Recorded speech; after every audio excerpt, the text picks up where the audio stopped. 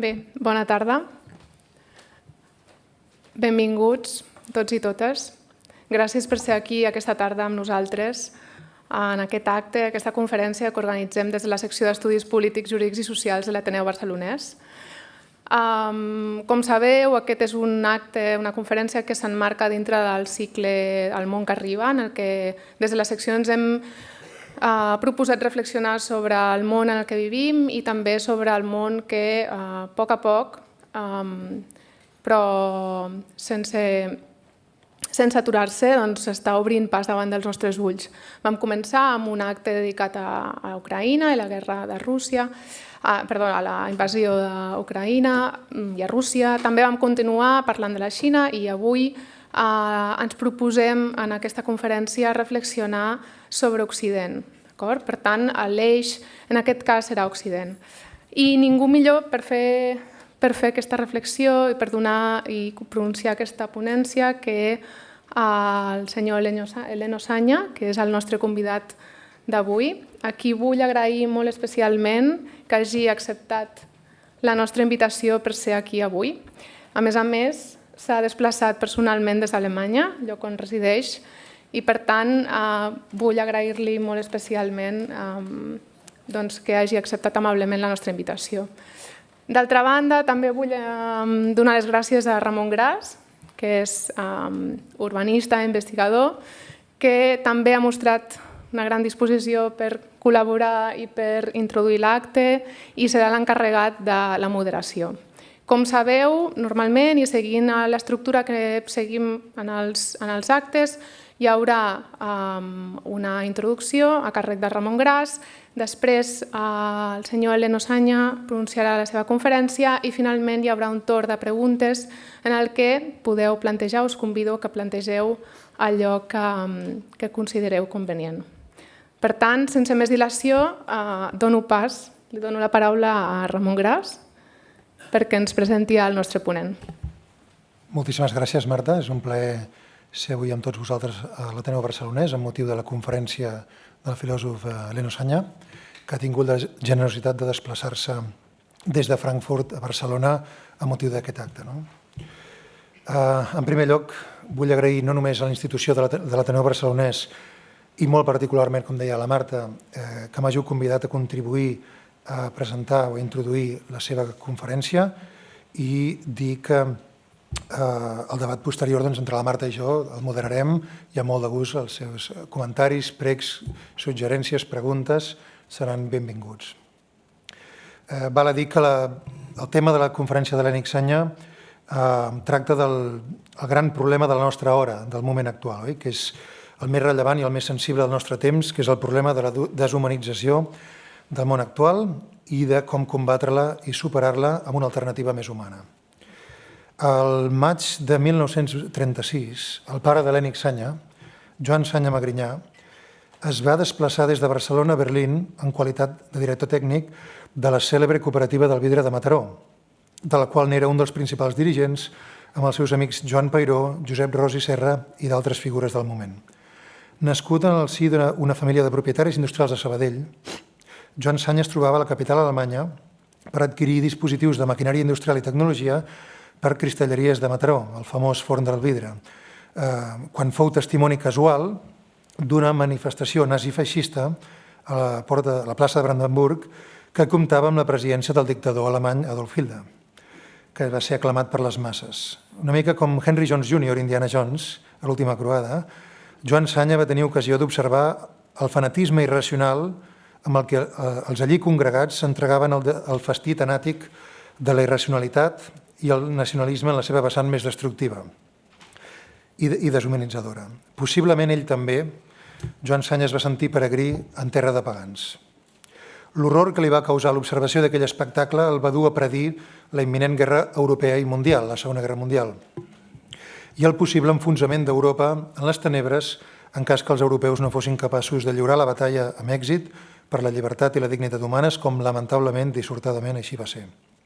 Dècades més tard, a finals de 1978, el seu fill, Eleno Sanya, va rebre una carta del seu amic, el filòsof txecoslovac Robert Kaliboda.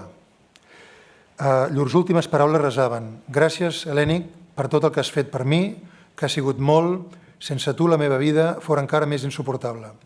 Kaliboda i Sanya s'havien conegut 5 anys abans, l'abril de 1973, quan Sanya va creuar el teló d'acer per primera vegada i va tenir ocasió de fer amistat amb el pensador txec, un dels impulsors de la Primavera de Praga, el qual havia sigut proscrit pel règim txecoslovac, satèl·lit de la dictadura totalitària soviètica. Després que els tancs russos ocupessin Praga, Kaliboda fou expulsat de l'Acadèmia de les Ciències i detingut. Els llibres de Robert Kaliboda van ser prohibits i se li va impedir de seguir publicant les seves obres i els seus estudis acadèmics i de recerca, de manera que va esdevenir un proscrit intel·lectual estretament vigilat per les autoritats de la dictadura. Robert Kaliboda és un dels molts pensadors i ciutadans europeus a qui Helena Sanya ha obsequiat amb la seva amistat i amb el seu suport en moments delicats.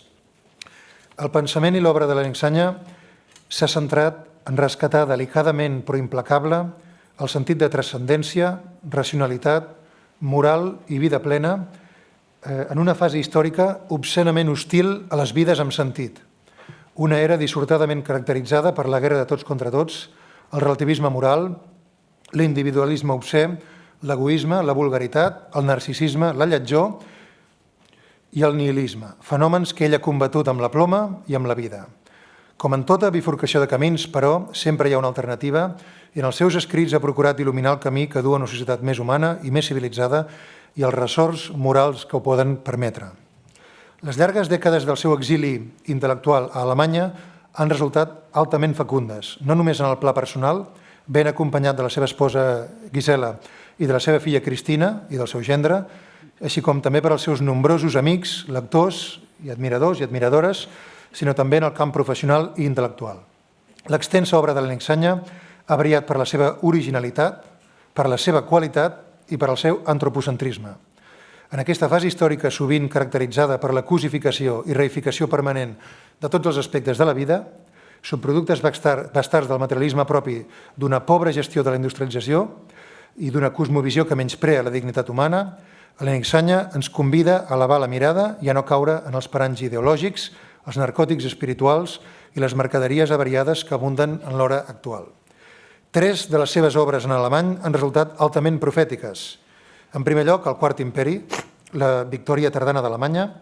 Sanya anticipava que la reunificació alemanya, lluny del que alguns suposaven, suposaria el punt de partida del quart assalt del règim alemany per dominar Europa. Aquesta vegada, però, per la via de l'economia, reforçada per la burocràcia de la Unió Europea i sota el paraigües d'un règim oligàrquic, l'alemany, a diferència dels anteriors intents que s'havien caracteritzats per la imposició militar fallida i per el totalitarisme prussià i nazifeixista que els havia impulsat.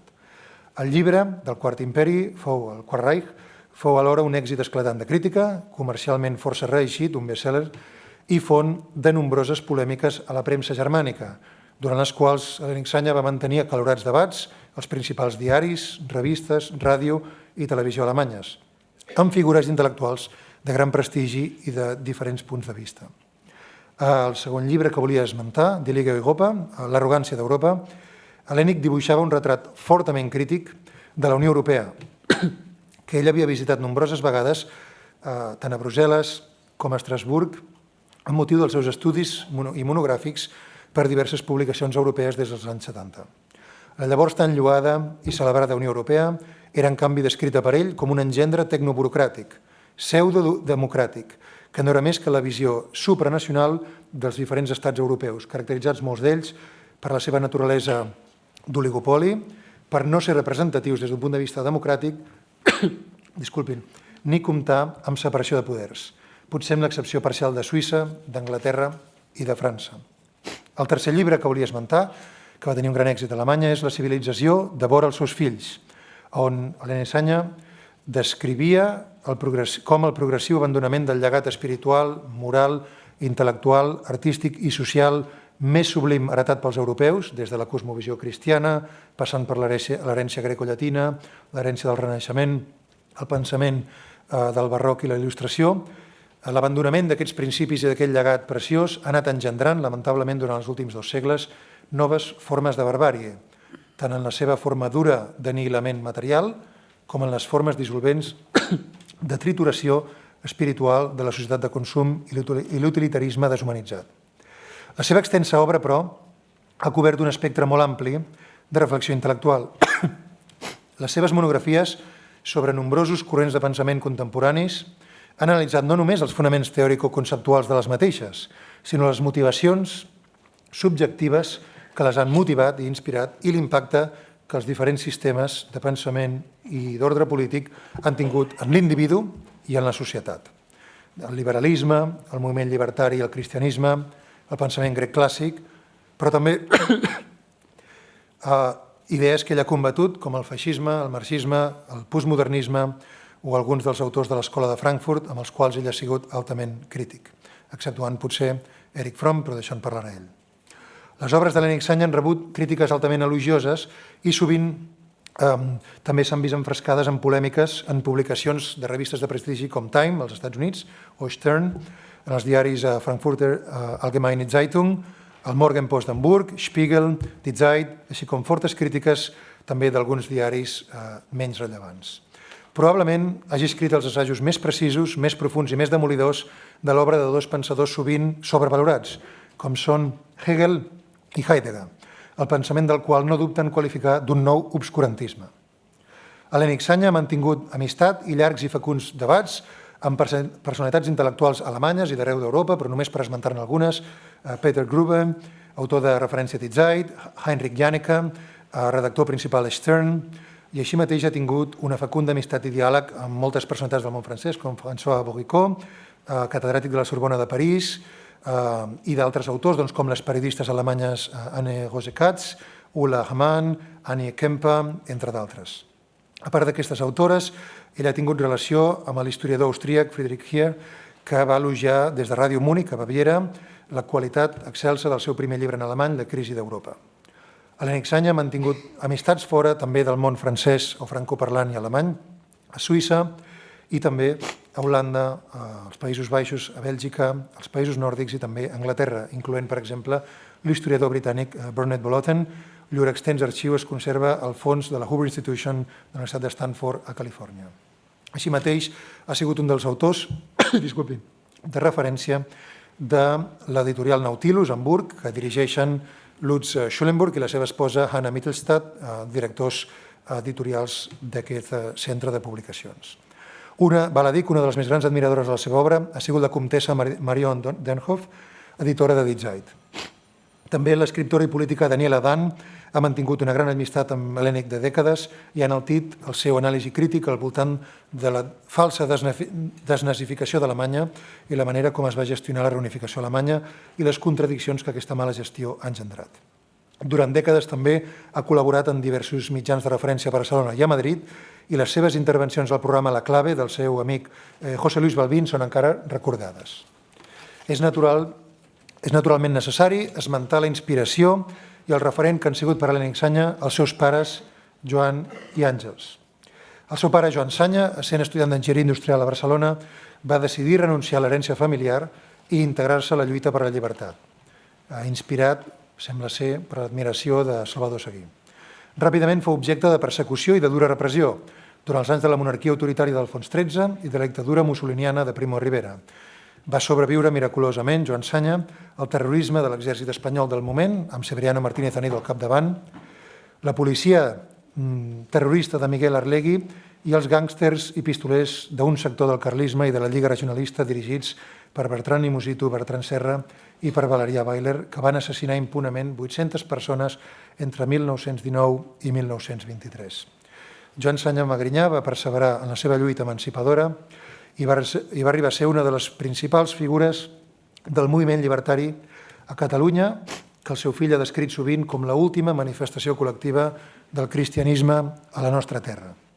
Joan Sanya va contribuir decisivament a l'obra constructiva de la Revolució Llibertària a Catalunya, essent president de la indústria cinematogràfica de Catalunya i líder del Sindicat Llibertari d'Espectacles Públics, des del qual va promoure no només el cinema, sinó també l'òpera, la música clàssica, el teatre, les belles arts i el cinema documental, així com altres serveis culturals vinculats, en aquest cas, amb el Consell de l'Escola Nova Unificada, que fou el primer model educatiu que assolí la plena escolarització de tots els infants de Catalunya entre 1936 i 1939, doblant en 2 anys el nombre d'infants en plaça escolar. Fins al 1936 el 50% de nens de Catalunya, nens i nenes, no tenien plaça escolar, elevant la qualitat pedagògica dels centres escolars arreu del país, prohibint els càstigs físics als infants i introduint de manera sistemàtica el català com a llengua vehicular des de l'Escola Bressol fins a la recerca.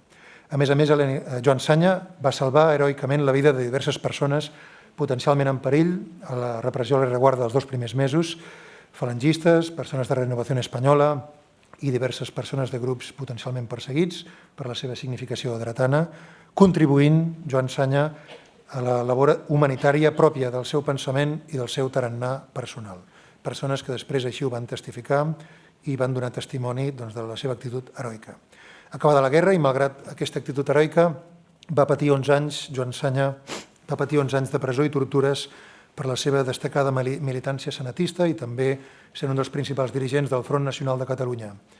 I val a dir, és important dir-ho, que el pis de Joan Sanya, al carrer Entença de l'Eixample, això és emocionant, fou el principal nucli de resistència i lluita contra la dictadura franquista a partir de 1939 i fins a finals de la dictadura.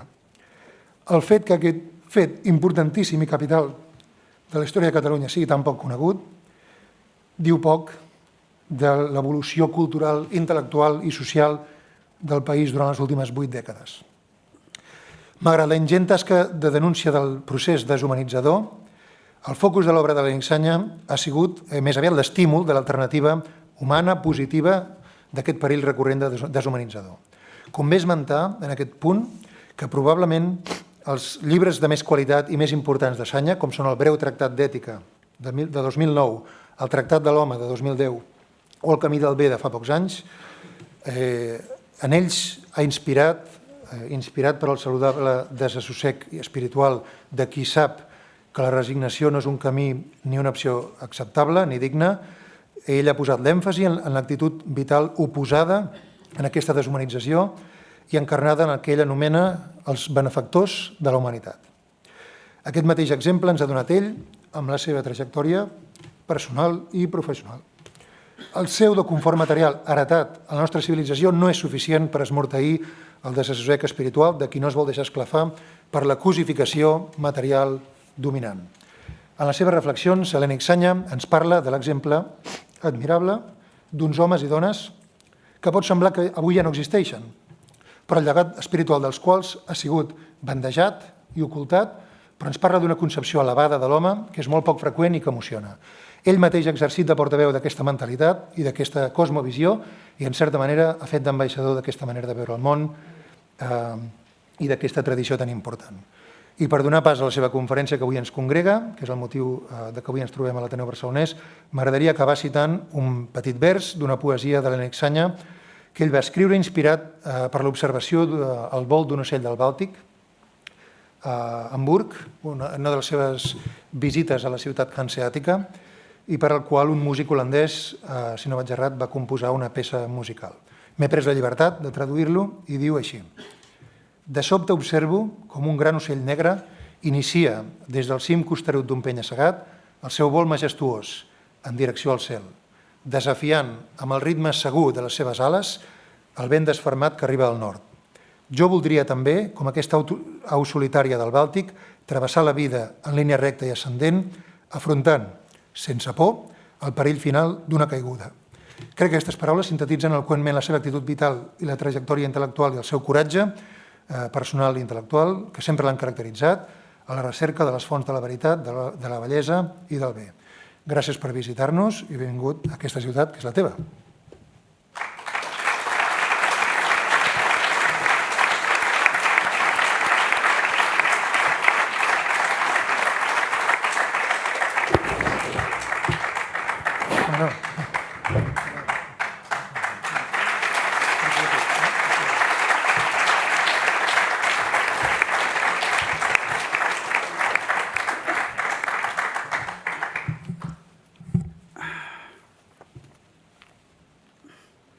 Vamos a ver si esto funciona la voz.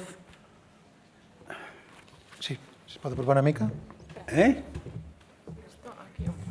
Hay que acercarme. Y me pongo. Pero la luz. Ay, no,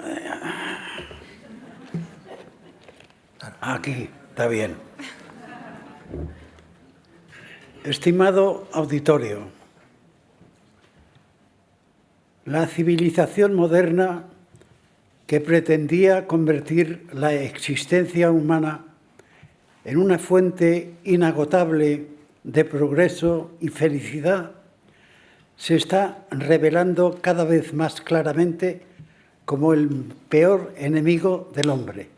Representa una nueva versión de la barbarie. A lo que estamos asistiendo es al triunfo cósmico de Tánatos sobre Eros, de la nada sobre la plenitud, del no ser sobre el ser, de lo irracional sobre lo racional, del instinto de destrucción al instinto de conservación.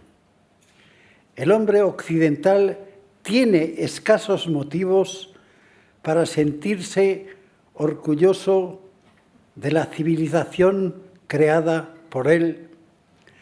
¿Cómo creer en la superioridad de una civilización que ha universalizado un modelo de vida basado en el más soez y vulgar de los materialismos y en el culto obsesivo al reino de Mamón? ¿Y cómo se explica que la civilización glorificada como el más óptimo de todos los mundos posibles sea la misma que genera toda clase de conflictos y traumas psicosomáticos, de neurosis, de cáncer, de odio, de agresividad, de drogadicción, de alcoholismo y de suicidios? También después del infierno de la Segunda Guerra Mundial, vivimos en un estadio histórico caracterizado por el irracionalismo y el sinsentido de la mayor parte de sus formas de ser y de vivir, por mucho que los apologetas del statu quo intenten convencernos de que vivimos en el mejor de los mundos posibles, como afirmaba hace algunos años sin el menor pudor Francis Fukuyama en su obra El fin de la historia. También la sociedad que alardea de ser una sociedad emancipada es en realidad una sociedad altamente inhumana, en contra de toda verborrea que el discurso burgués capitalista emplea para hablar de igualdad de oportunidades, de partnership, de sociedad abierta y de otras gangas por el estilo. El orden reinante en el hemisferio occidental sigue estando basado en el dominio económico y político ejercido por las minorías en posesión de la riqueza material.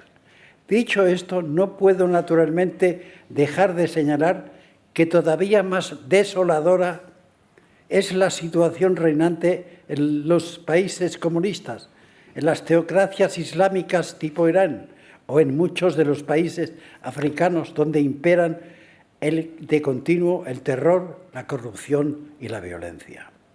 Pero los desastres que imperan fuera de los países occidentales no son razón alguna para que tengamos en cuenta lo que sucede dentro de ellos. También nosotros estamos retrocediendo a las cavernas, a la ley de la jungla, al tan-tan de la selva. La teoría del progreso indefinido es asociada con el siglo de las luces, pero la triste y oscura situación que atraviesa el mundo demuestra que aquella luz se ha convertido en tinieblas. Hoy nadie puede ignorar que los descendientes de Prometeo viven encadenados, pero no a una roca del Cáucaso, como el héroe mitológico, sino a su egolatría, su soberbia, su hedonismo desenfrenado y su irresponsabilidad moral. El modelo de vida creado en los últimos siglos por la burguesía occidental se revela de manera creciente como un producto de las peores tradiciones de la especie humana. Pertenece de los pies a la cabeza a lo que Erich Vogelin denominó hace décadas, cito, patologías del espíritu moderno. Eso explica que el viejo ideal griego de lo bello, lo bueno y lo verdadero haya sido sustituido en todas partes por lo malo, lo feo y lo falso. La evolución tecnocientífica de la edad moderna ha contribuido sin duda a hacer la vida más cómoda y llevadera, pero a la vez ha generado problemas, contradicciones y aporías desconocidas por el hombre premoderno. Se trata de un fenómeno dual simultáneamente constructivo y destructivo, como señalaba Max Horkheimer en una de sus obras. Cito a Horkheimer. Lo cierto es que ni los logros de la ciencia, ni la mejora de los procedimientos industriales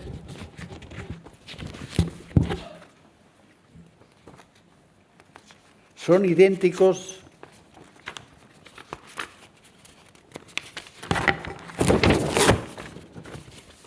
al progreso de la humanidad. Es evidente que a pesar del progreso de las ciencias y la industria, los hombres pueden empobrecer tanto en el plano material como espiritual y humano. Fin de la cita de Max Horkheimer. A partir de la revolución tecnocientífica moderna, la tradicional amistad del hombre premoderno con el cosmos natural ha sido sustituida por la glorificación del rendimiento utilitario. Lo decisivo e importante no son las leyes de la naturaleza, sino las leyes de la producción y la rentabilidad económica. Uno de los representantes más genuinos de esta nueva manera de pensar es Francis Bacon, que con su lema de que, cito, la ciencia es sinónimo de potencia, fin de la cita, sienta las bases teóricas de la nueva doctrina. Abogaba por una concepción práctica y utilitaria del conocimiento, que él definía como ciencia activa, en abierto contraste con el pensamiento fundamentalmente contemplativo de los griegos, que él calificaba despectivamente de, cito, especulativo, estéril y de nula eficacia práctica, como repite una y otra vez en su Novum Organon, obra aparecida en 1620. En cuanto a su otra obra, Nova Atlantis, es la primera utopía sobre el supuesto paraíso moderno. Lo que el barón de Verulam anuncia es la sustitución de la madre naturaleza por un inmenso laboratorio científico, tecnocientífico, basado en lo que él llama knowledge is power, conocimiento es poder. La apología descarnada de las ciencias experimentales y de las artes mecánicas implica, de hecho, saltarse a la torera las leyes de la naturaleza y degradarla a pura materia pasiva. La civilización de la máquina y la producción en cadena se caracteriza no solo por la explotación del hombre por el hombre, sino también por la explotación de la naturaleza. Todo bajo la ideología utilitarista, todo pasa a ser materia prima y objeto de botín. Los animales, las plantas, la vegetación, los bosques, los mares, los ríos, los lagos y el aire que respiramos. El fetichismo productivo puesto en marcha por la burguesía ha estado impulsado desde el primer momento por el afán de convertir en mercancía y objeto de uso y de lucro todo lo que la creación contiene de hermoso y valioso. O como escribía Maxim Gorky, respondiendo a las preguntas de una revista norteamericana. Cito a Maxim Gorky. Nuestro maravilloso planeta, que con gran esfuerzo hemos aprendido a embellecer y a fecundar, ha caído en las manos de una casta de seres indignos que no saben hacer otra cosa que dinero. Fin de la cita de Maxim Gorky. De la misma manera que el sistema capitalista no siente ningún remordimiento de conciencia a la hora de explotar a la mano de obra a su servicio, no lo tiene tampoco cuando se trata de explotar a la madre naturaleza. Los mismos mecanismos usurpadores que condenan a media humanidad a la pobreza y a la indigencia material crónica violan, saquean y envenenan a la vez todo el planeta. Eso explica que la Tierra haya dejado ser la morada acogedora que por lo común ha sido para sus moradores y se vea asediada cada vez más por el avasallador impacto de todos los productos creados por la civilización moderna. Donde se respiraba el aire puro de los prados, los bosques, los valles y los montes,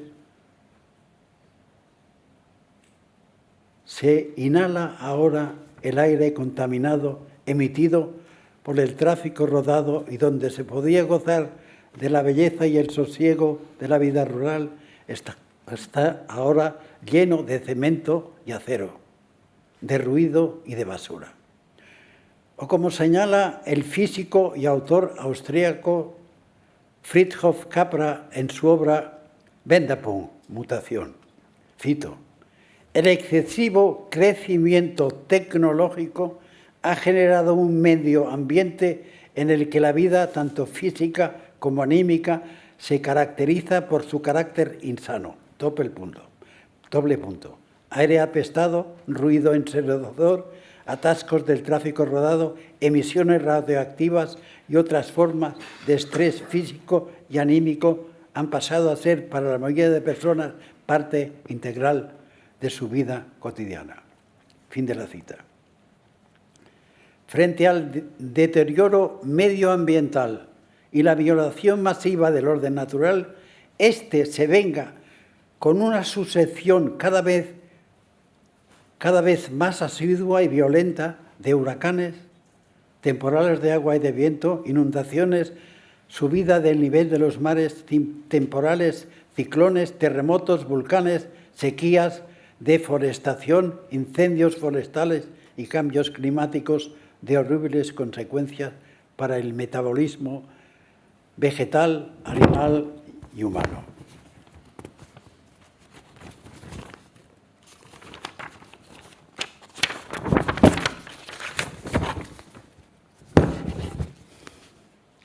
El centro de gravedad de la técnica es la máquina, cuya aplicación sistemática y a todos los niveles tenía que conducir inexorablemente tanto a una mecanización de los medios de producción como a una mecanización del hombre mismo y a una deshumanización de las relaciones interpersonales y sociales.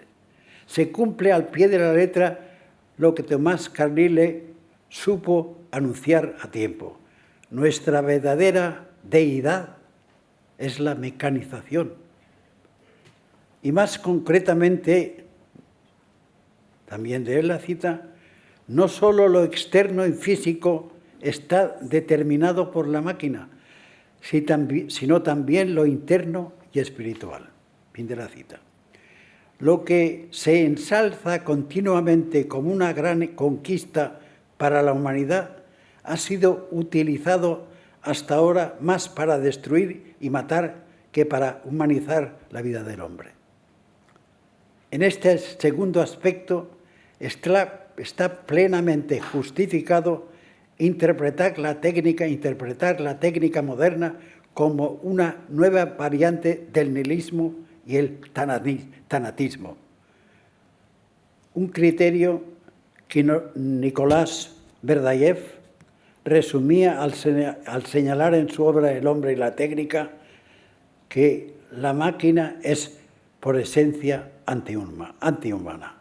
Pero ya Henry David Thoreau, el gran escritor norteamericano, escribía hace ahora siglo y medio, y cito, que el asalariado no tiene más tiempo que para ser una máquina. Entre el invento de las primeras máquinas y el imperio tecnológico de hoy ha corrido mucha agua bajo los puentes, de manera que lo que en su día fue un sueño emancipativo se ha convertido en una pesadilla siniestra. Vida técnica se ha convertido en vida inhumana.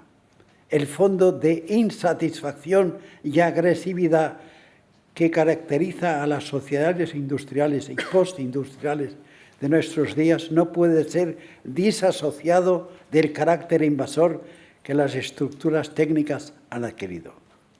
Nacida en el propio seno del humanismo, la técnica ha pasado a formar parte del nihilismo que caracteriza el mundo histórico actual. Desde Rousseau y Carlyle a William Morris y Ludwig von Klages, no han faltado en los últimos siglos las voces proféticas que predijeron los daños morales y materiales que la revolución técnica podía causar a la humanidad. El sesgo cada vez más irracional que está adquiriendo el desarrollo técnico demuestra que eran ellos los que tenían razón y no los doctrinarios del progreso que se dejaron contagiar como Condorcet o Turgot por el optimismo de una burguesía dispuesta a llevar a sus últimas consecuencias su concepción de la historia. La creación natural corre el peligro de ser completamente exterminada por el cosmos artificial erigido por el Homo Technicus de la modernidad. Ya en las primeras páginas de su Politeia, Platón nos explica lo difícil que resulta vivir en medio de personas que solo conceden valor a la riqueza y en el capítulo 8 de la misma obra señala que allí donde se rinde homenaje a los ricos no puede florecer la virtud. Si recuerdo estas viejas verdades es porque anticipan con 2 milenios y medio de antelación lo que está sucediendo hoy a lo largo y ancho del planeta.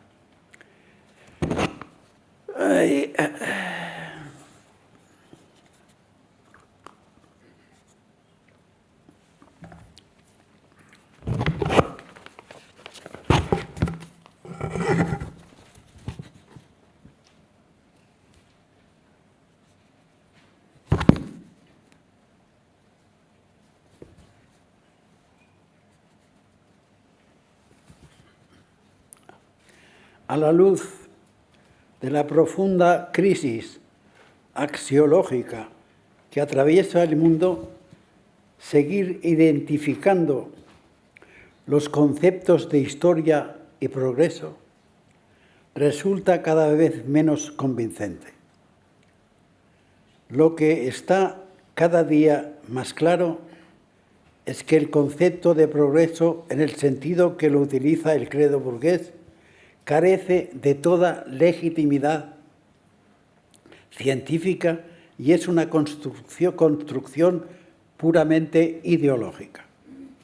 Lo único cierto es que los estratos al frente del estadio histórico actual pierden a pasos agigantados el control sobre la febril dinámica puesta en marcha por el desarrollo tecnocientífico y productivo.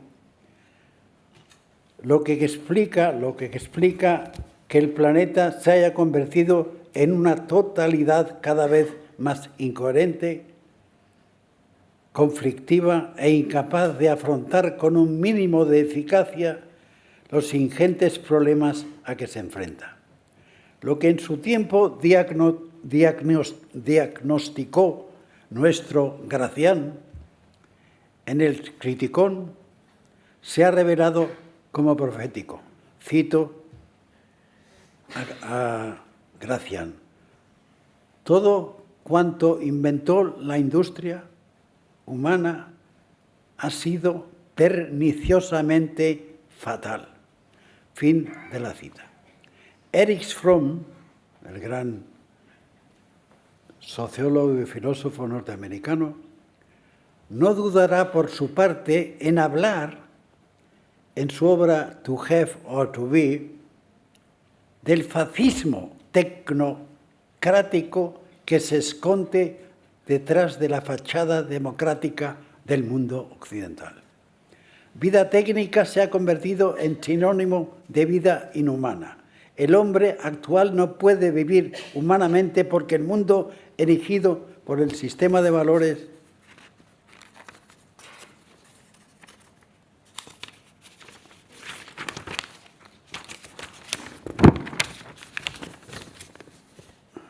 reinante tampoco es humano.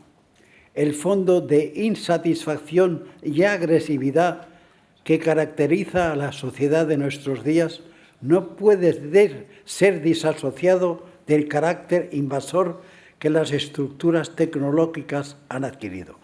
Baste señalar en este contexto que la revolución postindustrial surgida en los últimos decenios, robótica, informática, cibernética, genética, etc., coincide en el espacio y el tiempo con una intensificación de las aporías y problemas de la existencia tanto personal como colectiva.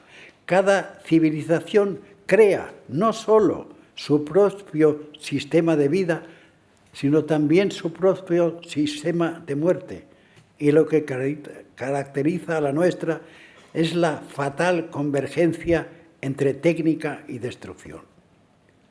Existe la destrucción directa causada por los artefactos bélicos fabricados por la industria armamentística, pero existe también la destrucción indirecta derivada del empleo bastardo de los recursos científicos, técnicos y productivos. Así, el potencial técnico y productivo de los países de vanguardia es utilizado en gran parte para crear y fomentar necesidades artificiales y superfluas, y solo en escasa medida para solucionar o mitigar los eternos problemas del mundo de hoy, que siguen siendo la escasez material y la pobreza, la miseria, las enfermedades, la falta de agua y otras plagas existenciales.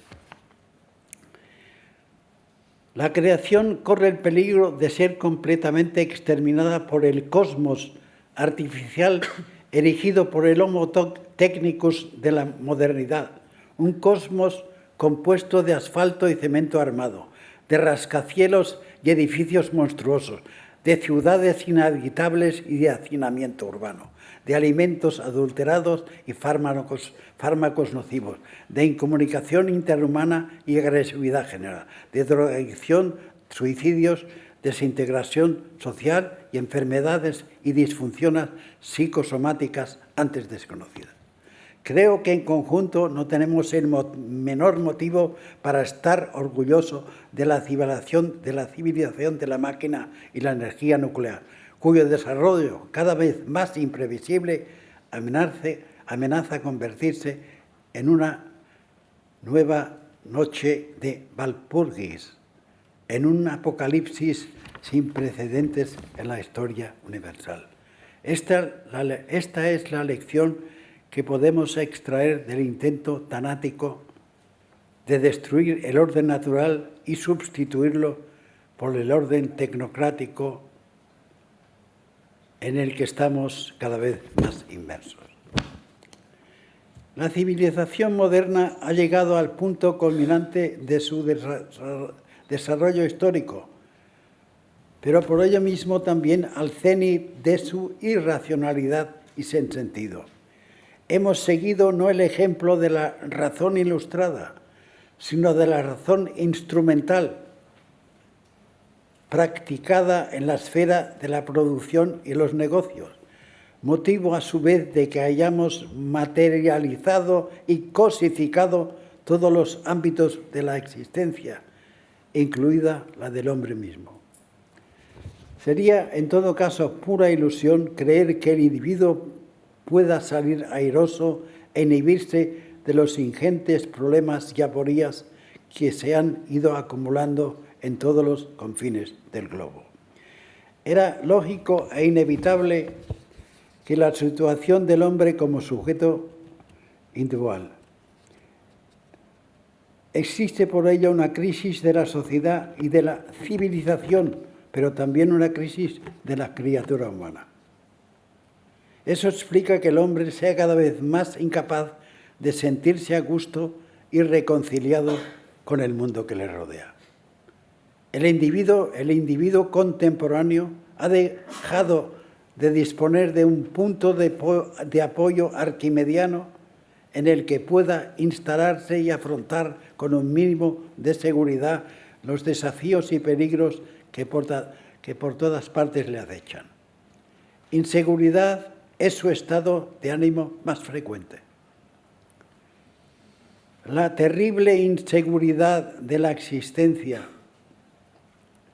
a la que Kafka aludía en su diario es hoy moneda corriente para el individuo de nuestros días. Aunque de puertas afuera casi nadie confiese sus tribulaciones personales, crece el número de mortales que se sienten insatisfechos de su suerte. Digan lo que digan los voceros y corifeos del poder dominante sobre las supuestas bendiciones del modelo de vida moderno, todo el planeta está amenazado de convertirse en una inmensa chita dolente. Vivimos en un estadio histórico caracterizado por el irracionalismo y el sinsentido de la mayor parte de sus formas de ser y de vivir. ¿Qué pasa?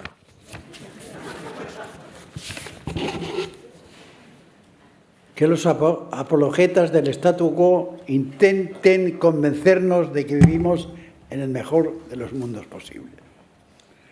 La grave crisis axiológica que atraviesa la humanidad es, en su raíz última, una crisis moral.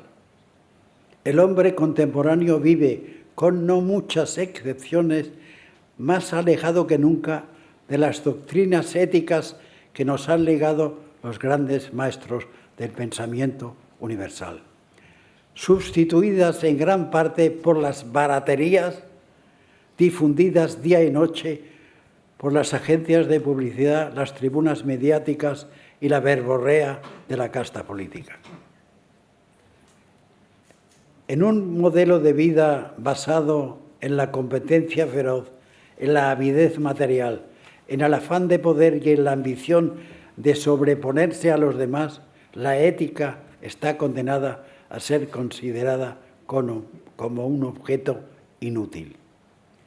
No puede por ello sorprender que términos como virtud, honestidad o consideración a los demás haya sido sustituidos en gran parte por conceptos estrictamente utilitaristas como éxito, eficacia, rendimiento, rentabilidad y otros por el estilo.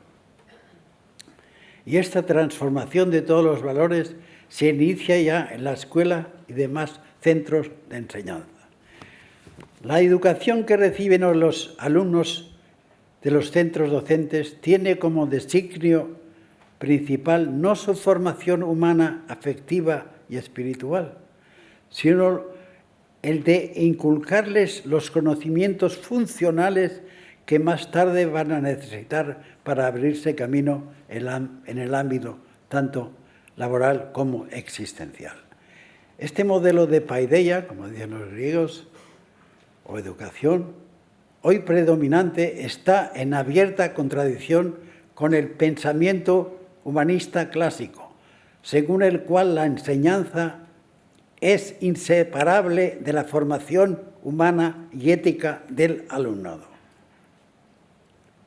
Para Platón, concretamente, educación, lejos de limitarse a ser instrucción funcional, incluye ab ovo, es decir, desde el principio, el fomento de la capacidad del alumno para pensar por su cuenta. A esta tradición pertenece también Erasmo de Rotterdam, quien en una de sus cartas escribía, cito a Erasmo, en realidad nada más conforme a la naturaleza que virtud y educación. Sin ellas, el hombre deja de ser hombre. Fin de la cita. Y de manera parecida, Immanuel Kant, el gran filósofo alemán. El hombre solo puede ser hombre por medio de la educación. No es otra cosa que lo que la educación hace de él. Fin de la cita. Es significativo en este contexto que Robert Owen, uno de los más grandes insignes pioneros de la causa obrera, afirmase en su obra Report to the County of Lanark, cito, que el mejor Estado será siempre el que mejor sistema de educación tenga. Una de las más viles atrocidades cometidas por el ideario capitalista es la de considerar como inútiles y anacrónicas todas las teorías elaboradas a lo largo de los tiempos por los grandes guías espirituales de la humanidad, con el objeto de enseñar al hombre lo que significa el bien, la virtud, la verdad y otros valores eternos.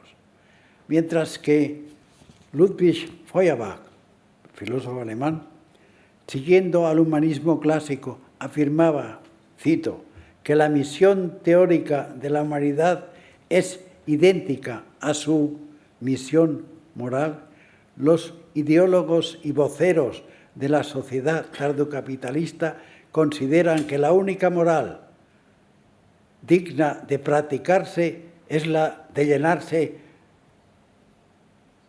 las faltriqueras y gozar del cuerno de la abundancia, aunque ello vaya en detrimento de los demás y aboque a un tipo de sociedad dividido entre una minoría que acapara la riqueza y una mayoría que se muere de hambre y de pobreza, como ocurre no solo, pero principalmente en las regiones famélicas del tercer mundo.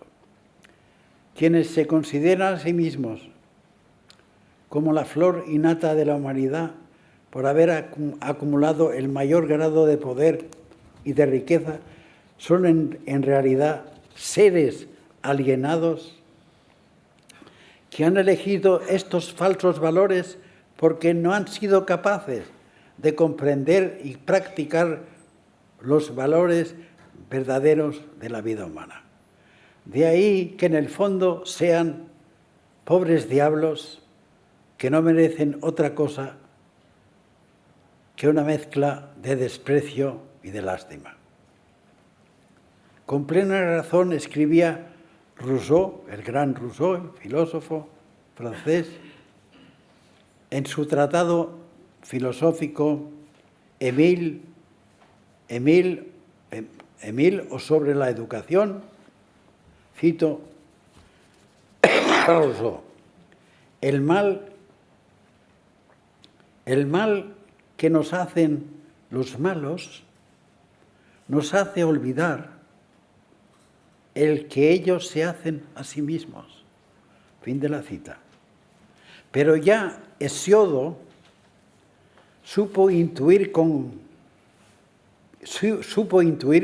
que cito a Hesiodo, que quien prepara el mal contra otros viene a prepararlo contra sí mismo. Y el mal pensamiento es malo sobre todo para el que lo concibe. Fin de la cita. Como señalaba en su obra Los trabajos y los días. Si el mundo que habitamos marcha cada vez peor, es porque el promedio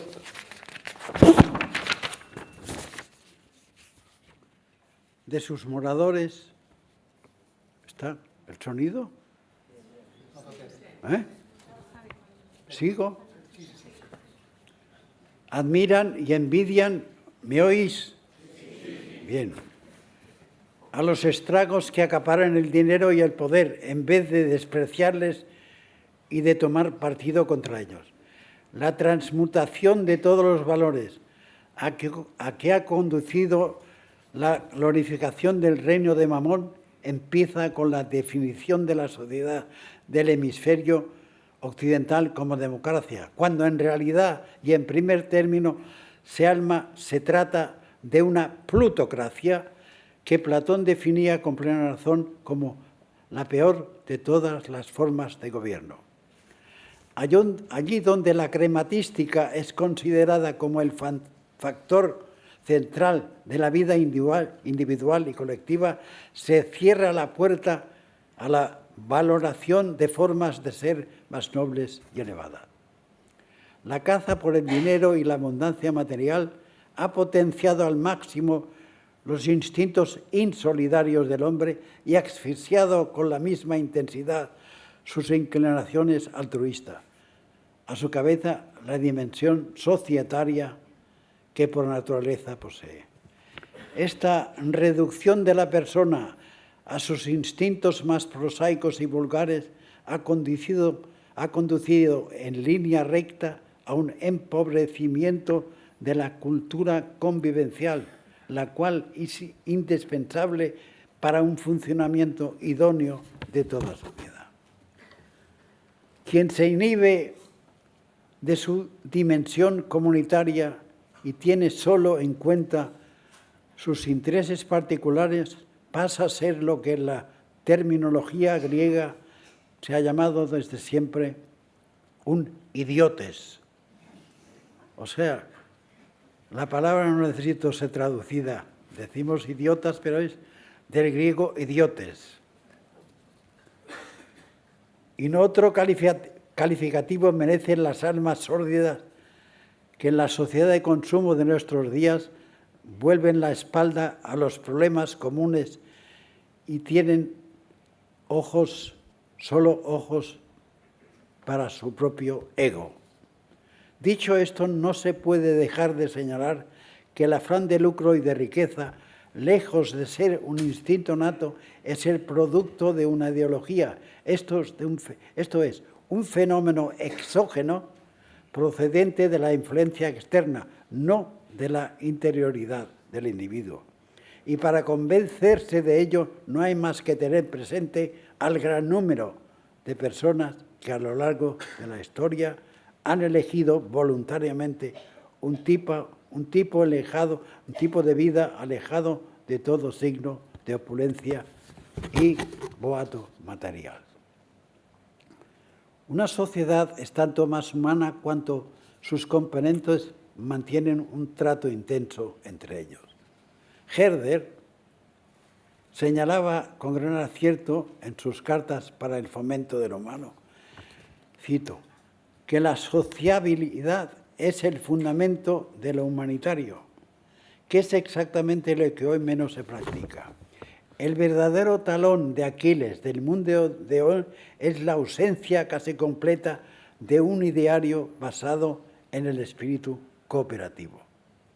El hombre se ha desasocializado, vive con pocas excepciones en estado de atomización social.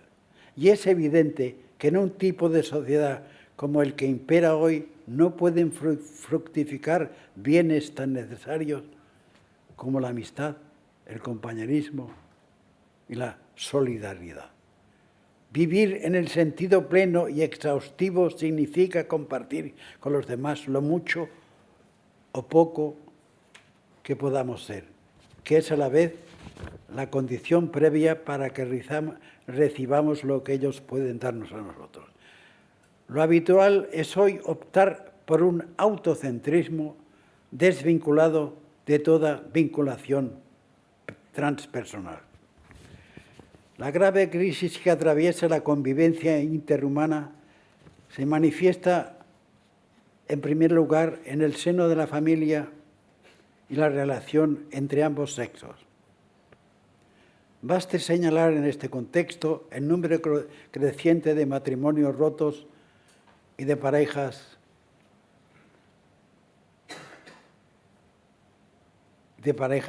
desavenidas. A pesar de los éxitos jurídicos y formales obtenidos en los últimos decenios por el movimiento feminista, la mujer sigue siendo víctima de la tradicional prepotencia masculina, sea en forma de acoso sexual, de violación o de maltrato físico y psíquico y físico, que en los casos más graves conduce al homicidio. La sociedad de masas de nuestros días está compuesta de seres físicamente apiñados a los otros, pero humanamente separados de ellos, sumergidos a todas horas y en todos los sitios, a sus móviles y en sus ordenadores, no prestan atención a sus semejantes. Y cuando rompen con esta rutina cotidiana es generalmente para gritar al unísono con los demás en los estadios deportivos o para aturdirse en alguna discoteca al son de una música estridente que anula de antemano la posibilidad de toda comunicación digna de este nombre. El hombre contemporáneo dedica más tiempo a la compañía de los objetos técnicos que a la compañía de personas de carne y hueso.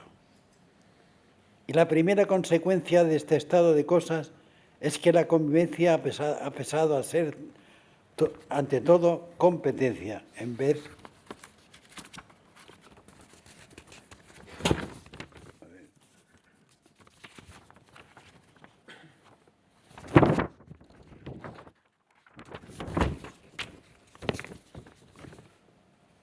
de ser asistencia mutua.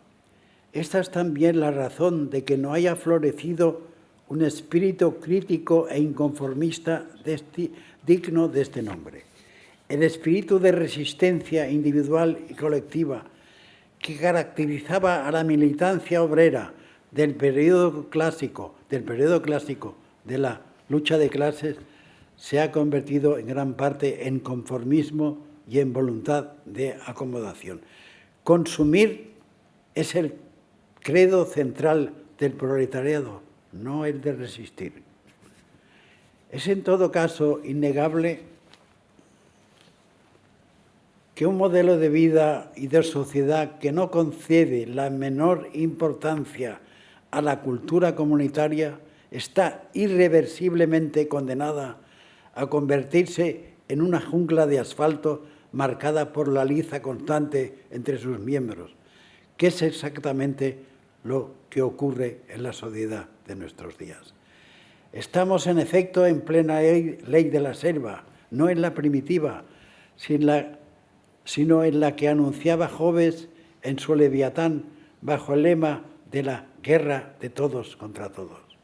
La orfandad de los valores comunitarios explica la sensación de desamparo e indefensión que se apodera a menudo del hombre, un fenómeno anímico que afecta no solo, pero sobre todo a las clases asalariadas y a los sectores humildes de población, amenazados siempre por el riesgo de perder su puesto de trabajo y su vivienda y convertirse en parias y marginados sociales.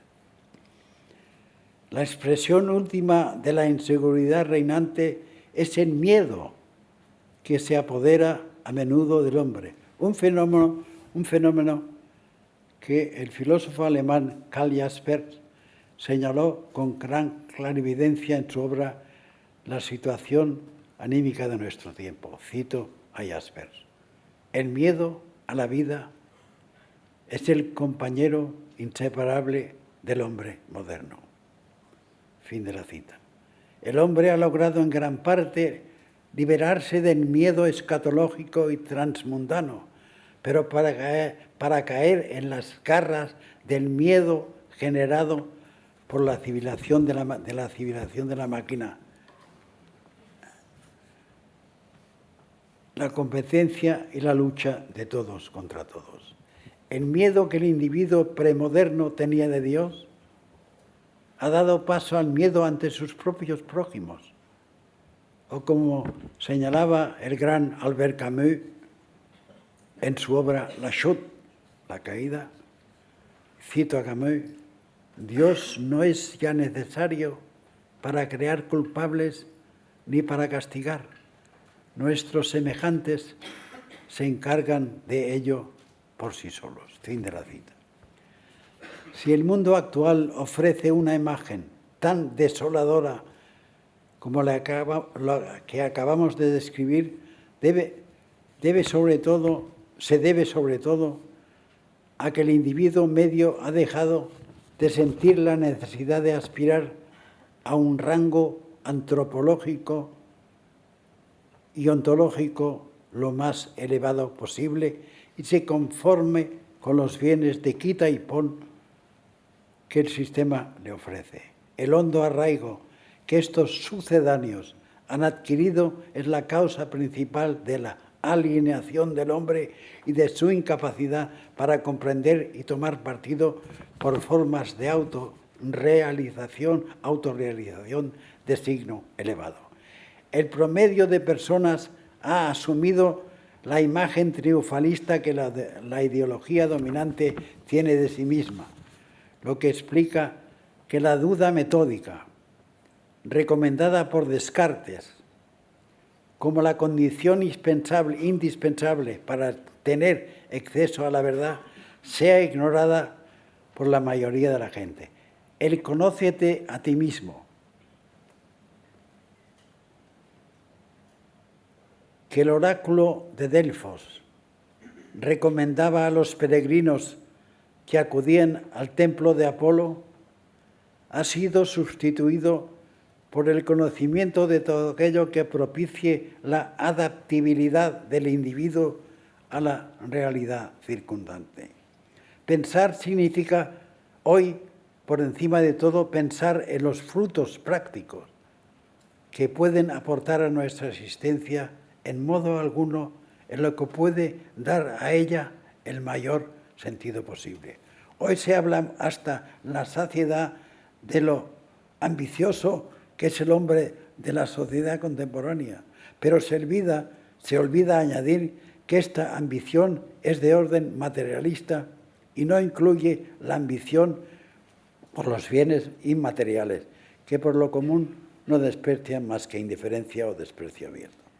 Esta es la razón principal de que el tipo medio de individuo generado por la civilización moderna sea, con no muchas excepciones, un analfabeto incapaz de comprender las leyes más elementales de su propio ser y de la vida en su conjunto. Pensar hoy en el mundo venidero y en el porvenir de la especie humana significa en primer término pensar en los peligros que se avecinan. El común de la gente mira con creciente preocupación hacia el mañana y pasado mañana de la humanidad. La humanidad necesita, en todo caso, una nueva concepción emancipativa, una nueva tabla de valores, una nueva antropología y una nueva filosofía, cuyo fin último no puede ser otro que el de devolver. Termino pronto. La última página. La conciencia de sus propias raíces, cada vez más deformadas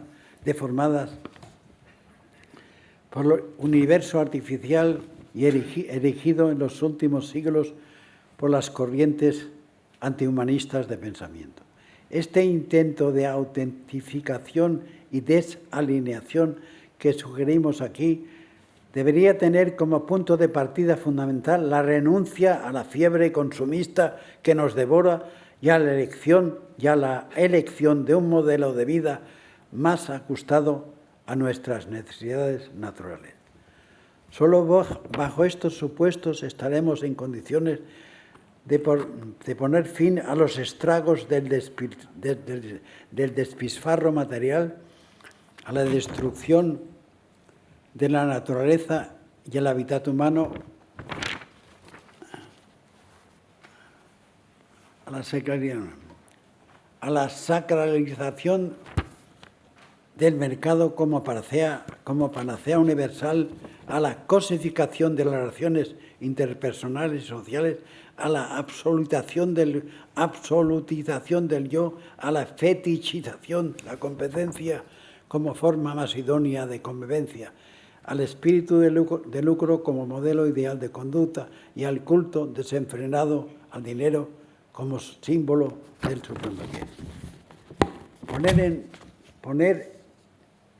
Pensar en el porvenir de la especie humana significa, en primer término, pensar en los peligros que penden sobre la cabeza de sus habitantes.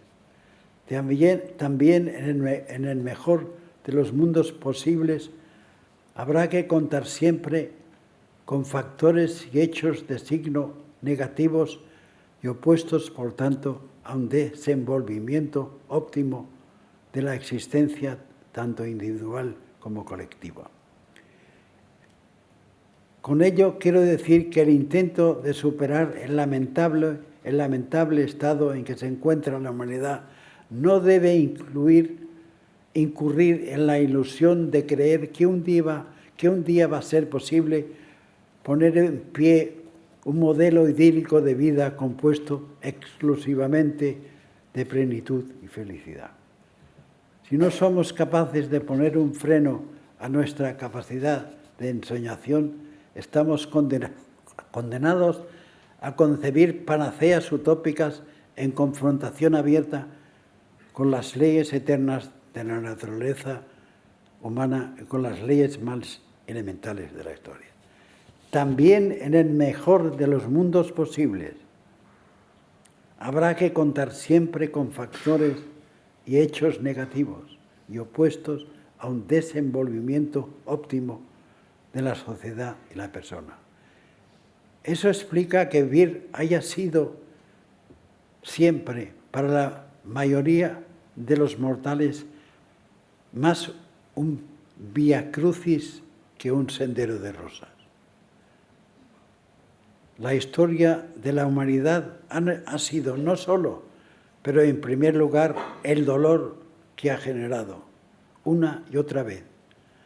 Ha existido casi siempre más mal que bien, más mentira que verdad, más egoísmo que altruismo, más inclinación a la violencia que a la mansedumbre. De ahí que no haya existido nunca una armonía universalis, o como resumía justamente el gran Oscar Wilde. Cito a Wilde: porque el secreto de la vida es sufrimiento. Fin de la cita. Pero ya Homero, en las páginas finales de su Ilíada, dice, tal es el destino que los dioses han asignado a los pobres mortales, vivir sufriendo.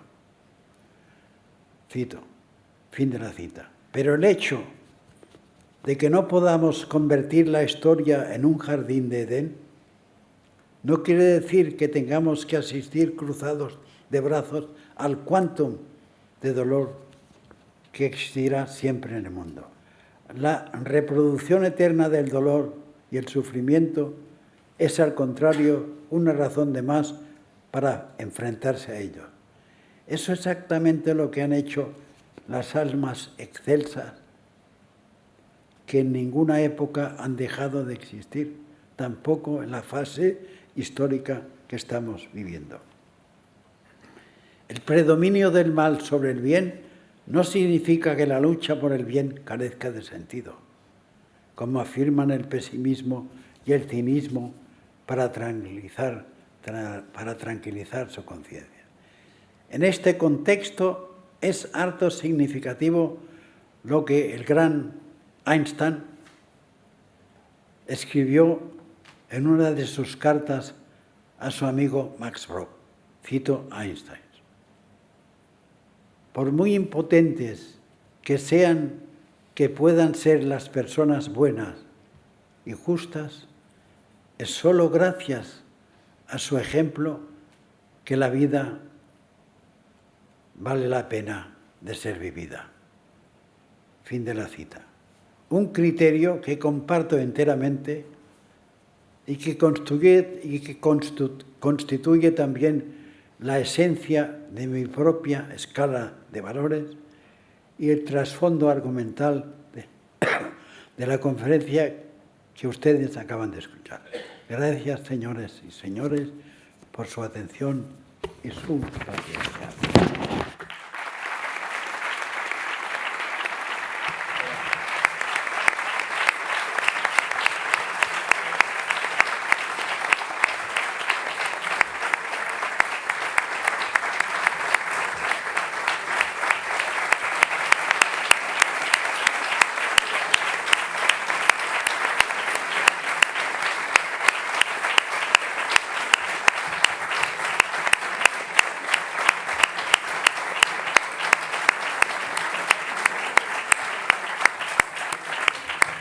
Bueno, ahora supongo que muchos no estarán de acuerdo, que eran preguntas.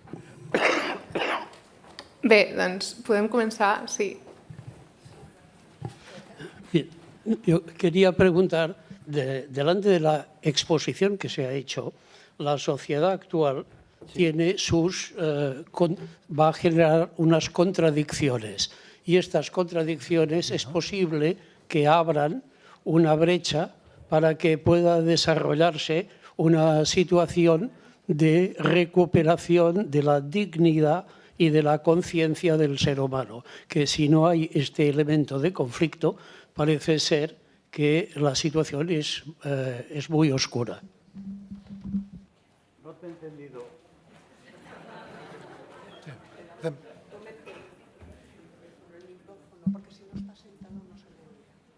Sí, Eleni. Bueno. Sí, mejor sentado. No te he entendido que venga aquí, que se acerque. Sí, no, Eleni, nosaltres podem fer una síntesi del que aquest senyor ha preguntat. Què diu? Que farem una síntesi del que ha preguntat i pot contestar des de... Li pots contestar assegut, eh? Sí. No, aquí. No, assegut. Sí. No, sí, no. Perfecte, ho gestionarem. No, Eleni, preguntava aquest senyor que deia que davant d'aquesta situació tan desencoratjadora de la deshumanització del món, que quina mena de ressorts morals podem fer servir per generar una alternativa, perquè de vegades pot haver-hi el risc de que només les situacions de pressió externes, extrínseques, siguin les motivadores, i si tu creus que hi pot haver també una motivació intrínseca que surti de les pròpies persones per fer el bé. M'has parlat en català, Sí, però el meu català està molt rovellat. no tan rovellat, no. Te digo en castellano, digo que decía el caballero, sí, ¿Qué ha dicho? Que decía el caballero que ante esta crisis de valores tan fuerte y tan estructural, en ocasiones puede ser difícil encontrar una fuente interna, intrínseca, para combatir estas fuentes del mal, y que a veces parece que solo la gente reacciona cuando hay una presión externa heterodeterminada, ¿no? Y que pregunta que de dónde puede sacar las fuentes del bien para reaccionar y generar un mundo más humano. Este es el problema eterno, siempre repetido. Este es un problema y sencillamente hay personas que nacen o aprenden a vivir a partir de una escala de valores basadas en el bien, en la virtud, y otras, generalmente son la mayoría, influidas por el mundo externo, optan por maneras de ser y de obrar más prosaicas y menos profundas. Esto no hay soluciones o alternativas eternas y definitivas. Es un problema personal y colectivo de cada persona. ¿Me decido a ser un hijo de puta o una buena persona? Este es el problema. Mucha gente no se pregunta ni siquiera esto. De enseguida, ya de niños, aprenden a repetir y a asumir los valores o pseudovalores que el mundo externo divulga, y otras personas más profundas, más conscientes de lo que son o deberían ser, aprenden a pensar por sí mismas, por lo que decía el lema del conócete a ti mismo, de que yo hablaba en el templo de Apolo, y toda la filosofía de Platón está basada en el interior de la persona, recapacitar. Y esto es lo que, por desgracia, hoy, y muchas veces, no solo hoy, también en el pasado, ha sido repiten como loros amaestrados lo que el jefe o los medios públicos, la propaganda dice. A esta pregunta, esto es lo que digo, es un problema eterno de las personas que, por lo que sea, por mil circunstancias, depende de la familia donde nacen, de la influencia que tienen de niños, no se plantean siquiera el problema de la actitud que van a adoptar y eligen el tipo de medio de vida que se ha manifestado como el mayoritario y está por comodidad. Y existe una minoría más o menos amplia en todas las civilizaciones y edades históricas que, por lo que sea, y a veces asumiendo sacrificios y riesgos de toda clase, optan por un tipo de vida elevado.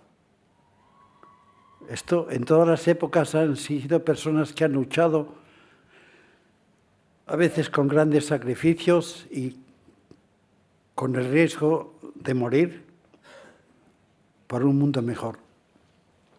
Bueno, venga, otra pregunta.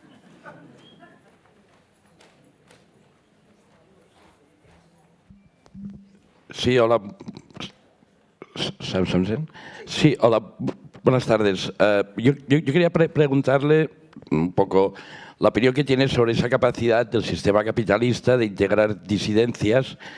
Y ha nombrado también, bueno, a Fukuyama, el libro El fin de la historia, ¿no? Pero claro, eso se escribía con la idea de que la humanidad duraría milenios con el sistema capitalista, pero en la situación que estamos ahora de cuasi colapso, parece que más bien el concepto de utopía también, que antes lo manejábamos como un ideario de futuro, ahora parece que es una necesidad para salvar a la especie humana, ¿no? Bueno, eso era un poco lo que quería reflexionar. No he entendido la pregunta. Bueno, es que, claro, con las reflexiones que nos ha hecho, lo que le he comentado inicialmente es qué opina usted sobre la capacidad que tiene el sistema capitalista para integrar disidencias, qué es lo que ha hecho hasta ahora. Lo digo porque el planteo que nos hace es que hay una necesidad de cambio urgente, ¿no? Luego he hecho otras reflexiones, pero... Bueno, el capitalismo lo que ha hecho, lo que hace para continuar, el capitalismo no busca un tipo mejor de vida. El capitalismo busca un medio de ganar cada vez más dinero. Este es el capitalismo. Por lo menos es lo que yo pienso. Disculpa, y el caballero también apuntaba un aspecto muy interesante que es la capacidad que tiene el sistema de seducir a cierta falsa disidencia y hacerla suya, ¿no? Esto es un fenómeno bastante recurrente. La capacidad que tiene el sistema de seducir e integrar a una disidencia controlada, una falsa disidencia. Esto también es otro reto, ¿no? Y esto, en cierto modo, obliga o fuerza que lo que antes se veían como utopías, si se quiere, voluntarias, hoy en día sean casi una necesidad para afrontar la gravedad de la crisis actual, ¿no?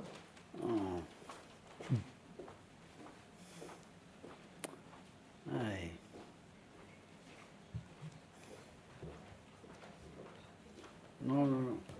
Sí. No me aclaro con las... Sí, no, es el problema de la disidencia controlada.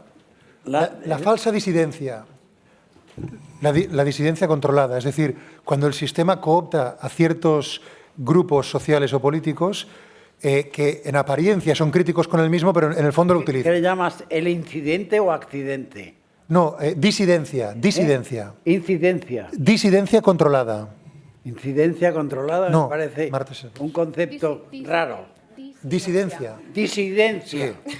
Ahora es un problema de oído. ¿Qué pasa con la disidencia? Disidencia controlada, bueno, controlada, sí. Bueno, no. Todo esto es... Todo lo que es todo es pseudos. No hay nada Genuino. verdadero en sus maniobras de tipo propagandístico y nada. El sistema no piensa, no tiene opciones asequibles para un mundo superior. Sí, todo sigue siendo lo mismo.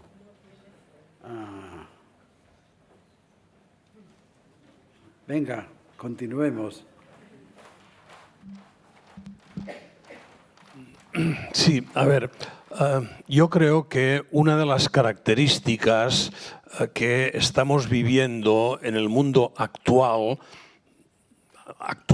quiero decir 2023, es que el denominado estado del bienestar que el capitalismo puso en funcionamiento después de la Segunda Guerra Mundial, entre otras razones, un estado del bienestar que implicaba una mejora de la calidad de vida para la mayoría de la población, este ha desaparecido del todo y bien, es normal ir por la calle en Barcelona, pero también en Madrid, en París, en Berlín, y ver gente durmiendo en la calle, cosa que, bueno, hace unos años era impensable, ¿no?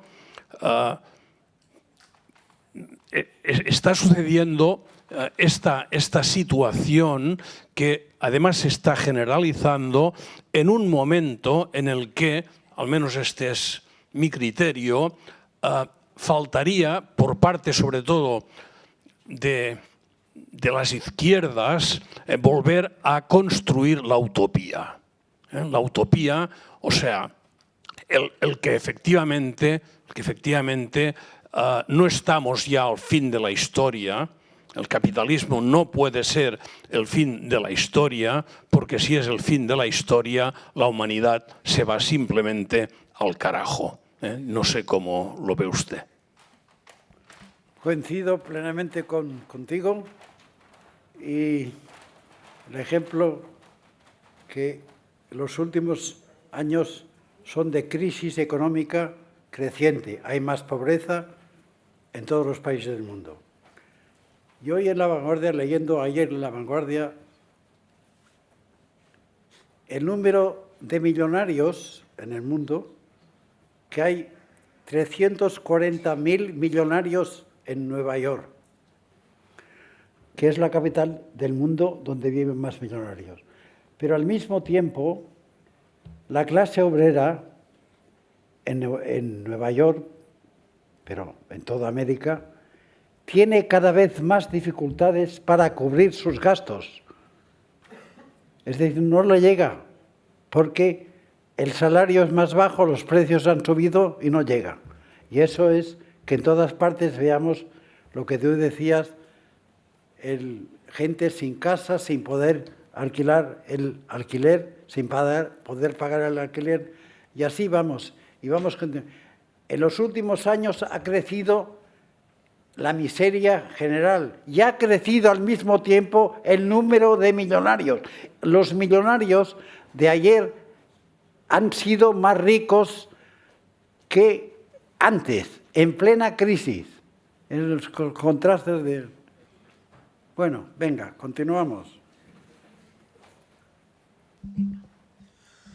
En su discurso, en su conferencia, señor Saña, aquí. ¿Dónde? Aquí. A la derecha. Buenas, aquí. Sí, ya te veo. En su discurso, en su conferencia, usted no ha utilizado en ningún momento el concepto de capitalismo. Sí. Pero creo que todos estábamos pensando en el capitalismo cuando usted desgranaba su discurso. La pregunta que le quería hacer es, ¿cree que este concepto es suficiente, abarca suficiente como para definir el problema? Esa sería la pregunta. Bueno, el capitalismo es el producto, digamos, final del mundo puesto en marcha y creado por la burguesía. Es el paso de la sociedad medieval con los gremios y tal, a la sociedad industrial, las manufacturas, la explotación intensiva de la mano de obra, la explotación, y es decir, el capitalismo es un producto, el producto final, un término que aglutina todo este itinerario histórico técnico. Empieza con la burguesía, las fábricas, la fundación de las fábricas, la revolución técnica y científica, sobre todo en Inglaterra, que ha sido el país que ha puesto en marcha por primera vez la vida moderna. Y esto, el capitalismo, es una síntesis, un concepto que puedes llamarlo sociedad burguesa, sociedad capitalista, etc. No sé si he captado o respondido correctamente a lo que quería saber. A mí me ha parecido raro que no utilizara la palabra. ¿Cómo? ¿Qué pasa con la...? No, Le ha parecido extraño que no utilizara el concepto. Que le ha parecido extraño que no utilizara el concepto. Que le ha parecido extraño que no utilizara el concepto. ¿Que no qué? Sí, que le ha parecido extraño que usted en su ponencia, en su conferencia, no utilizara demasiado la palabra capitalismo como concepto en sí mismo. Ha utilizado otras palabras, pero era una... Pero he utilizado el término, ¿no? Sí, en alguna ocasión, sí. Sí. Vale, doncs fem l'última perquè anem una mica justos de temps. Sí. Senyor Saña, aquí. Hola. Sí, creo que lo que nos une aquí a todos es una sensación de que algo no va bien, y a veces va bien que alguien ponga palabras como ha hecho usted hoy para reforzar esa sensación que todos compartimos, y también porque las sensaciones y las emociones es lo que promueve la acción. Entonces, esto de entrada. Luego mi pregunta va sobre la creatividad. Tengo la sensación de que si vamos hacia un futuro donde la autogestión va a cobrar otra vez más fuerza, como hay ¿Qué es lo que va a cobrar más fuerza? la autogestión. Ah, la autogestión. Sí, porque yo veo que en la historia, Bueno, yo creo que en el futuro lo que va a cobrar más fuerza es la robótica, sí, no la autogestión. sí, pero creo El futuro inmediato que se avecina. inmediato, sí, pero como todo en la historia es cíclico, tengo la esperanza de que bueno. cuando la degeneración lleva a su punto más intenso, Luego venga algo mejor. vuelve algo donde yo, por ejemplo, personalmente estoy empeñado ¿Soy? empeñado por la escritura, empeñado en darle cabida a la creatividad dentro de nuestros modelos de la realidad en las que parece que tenemos solo una lógica, la de causa-efecto, con la que explicamos todo desde la creación misma hasta cómo usar metodologías en la ciencia o en el aprendizaje. Todo es causa-efecto. Y creo que si queremos volver a la autogestión o a cualquier sistema, bueno, no sistema, sino... Dios te oiga. Sí. Mi pregunta es, con todo lo que usted ha leído, escrito, visto, si le viene a la mente algo que conecta la creatividad con un escritor o con... O sea, a mí, por ejemplo, personalmente, el anarquismo, el año pasado me pregunté qué realmente era, qué realmente es el anarquismo. Y así le descubrí, de hecho, en un programa. Y me gustaría preguntar esto ahora que tengo la oportunidad de la creatividad humana, darle cabida otra vez como una lógica alternativa que complementa la causa-efecto. ¿Qué escritores han hecho esto su proyecto o qué influencias que le surgen a usted? O si no, un libro suyo quizás también. ¿Tú te refieres a los escritores que me han influido o qué? ¿Qué conexiones, cómo conecta usted la creatividad con algún intento de darle más cabida en nuestro pensamiento? Sea por un escritor o cómo usted ve que quizás podamos llegar a ese punto.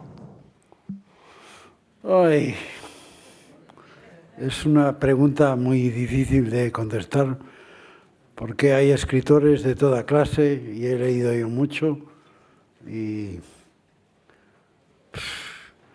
siempre ha habido autores que han proyectado visiones del futuro.